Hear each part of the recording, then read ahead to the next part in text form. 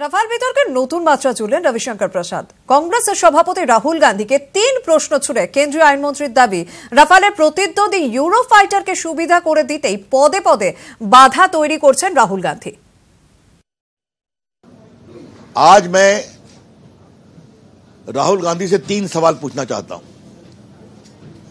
11-12 में Rafale tender में लॉयस था, फिर भी उस समय के रक्षा मंत्री ने कहा इसको फिर जांच करेंगे। क्या ये जांच करने का 8-9 साल के बाद इसीलिए रोका गया कि यूरो फाइटर के लिए लॉबिंग हो रही थी आपके पास? दूसरा सवाल,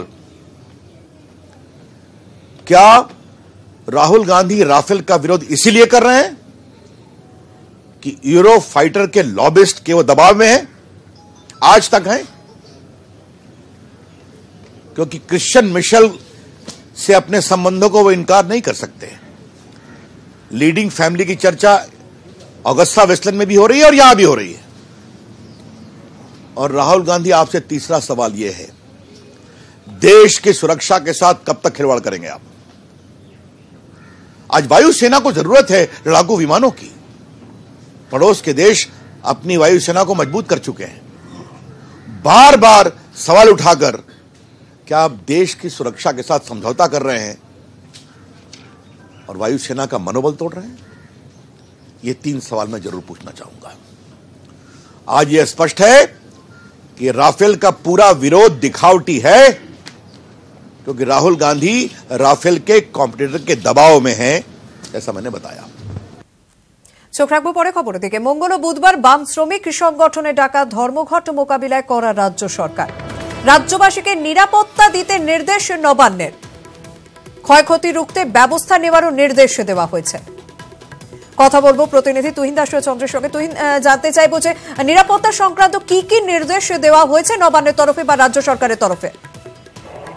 দেখো, জনজীবন স্বাভাবিক এবং সচল রাখবার জন্য সব রকম নির্দেশ নিতে বলা হয়েছে এবং রাজ্যের সমস্ত থানাকে এবং কলকাতা পুলিশের সমস্ত থানাকে এই নির্দেশ দেওয়া হয়েছে নবান্নের স্বরাষ্ট্র দপ্তরের পক্ষ থেকে, যাতে পর্যাপ্ত পরিমাণে পুলিশ মোতায়েন থাকে এবং সাধারণ মানুষকে যাতে নিরাপত্তা দেওয়া যায়।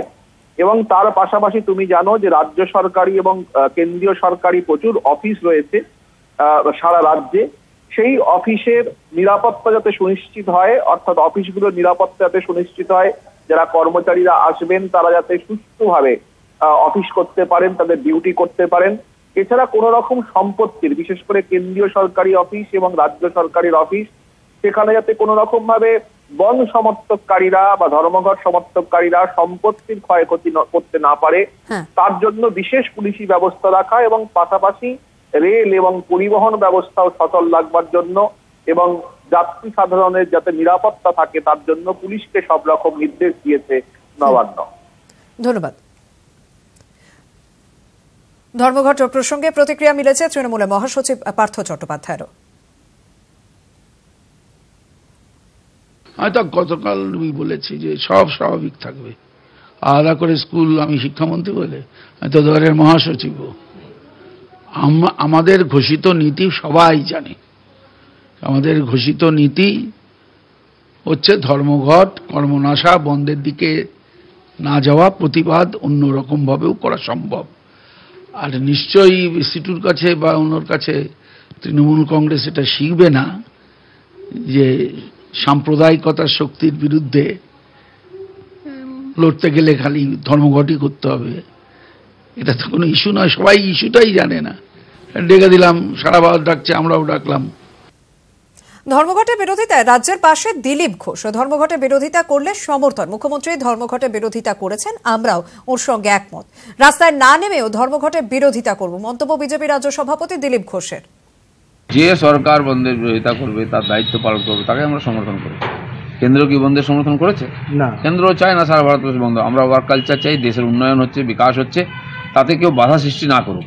যারা এই ধরনের নেগেটিভ রাজনীতি করেছেন তারা ওটাই জানেন, কারণ তারা উন্নয়ন নিয়ে চিন্তিত নন।